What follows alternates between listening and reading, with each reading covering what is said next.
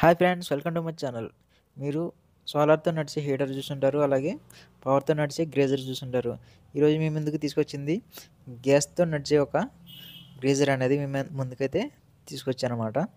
ఇక్కడ చూసుకున్నట్లయితే మనం దీనికి గ్యాస్ సప్లై అనేది ఇవ్వాలి. దీనికి మీరు ఎటువంటి పవర్ సప్లై అనేది ఇవ్వవలసిన అవసరం లేదనమాట. దీని స్టోరేజ్ కెపాసిటీ వచ్చేసి మనకి 5 లీటర్స్ అనమాట. దీనికి నార్మల్గా గ్రేజర్కి అయితే ఏ విధంగా ఉంటుందో ఇన్పుట్ అవుట్పుట్ లైన్లు అనేవి ఉంటాయన్నమాట. మనం కూల్ వాటర్ అనేది రైట్ సైడ్ అనేది ఇచ్చాం, అలాగే అవుట్పుట్ హాట్ వాటర్ వచ్చేసి లెఫ్ట్ సైడ్ అనేది తీసుకున్నాం. అలాగే దీనికి ఎక్స్ట్రాగా మనం గ్యాస్ అనేది ఇస్తున్నాం అనమాట. అంటే పవర్ ప్లేస్లో మనం గ్యాస్ అయితే ఇస్తున్నాం అనమాట. ఇదైతే మనకి ఫుల్ సేఫ్టీగా అయితే ఉంటుంది. దీనికి గ్యాస్ సప్లై అనేది ఎక్కడి నుంచి ఇచ్చారంటే మనకి ఇక్కడ గ్రౌండ్ సెల్లార్ నుంచి ఈజీ లైన్ అనేవి ఉన్నాయన్నమాట. దీనికి ఒక ఎమర్జెన్సీ వాల్ అనేది ఈ ప్లేస్లో మనం ఫిట్ చేసామన్నమాట. దీనికి ఒక ఎమర్జెన్సీ వాల్ అనేది ఉంది.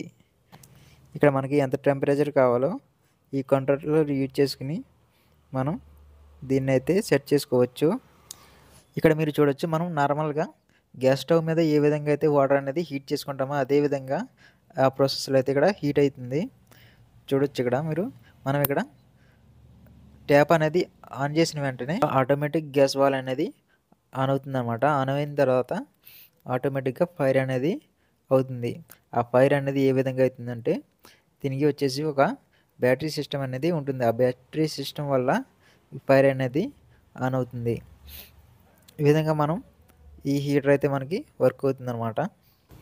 ఈ వీడియోలో మీరు చూడొచ్చు, మనం ట్యాప్ ఎప్పుడైతే ఆన్ చేసామో వెంటనే ఆన్ ది స్పాట్ అనేది ఈ ఫైర్ అనేది స్టార్ట్ అవుతుంది. ఆ ఫైర్ స్టార్ట్ అవ్వడం వెంటనే ఈ వాటర్ అనేది హీట్ అయ్యి మనకి ట్యాబ్లోకి అయితే వస్తాయి అన్నమాట. ఇది మీకు కేవలం ఐడెంటిఫికేషన్కి మాత్రమే చూపిస్తున్నాను. దీని ఫిట్టింగ్ ఇంకా దీని వర్కింగ్ ప్రాసెస్ అనేది ఫుల్ డీటెయిల్స్ మీరు తెలుసుకోవాలంటే వీడియో లింక్ అయితే ఈ బయోలో మెన్షన్ చేస్తాను. అక్కడ వెళ్ళి మీరు చూడొచ్చు, ఫుల్ డీటెయిల్స్ దీని గురించి అయితే తెలుసుకోవచ్చు. ఈ వీడియోని అయితే లైక్ చేయండి, షేర్ చేయండి.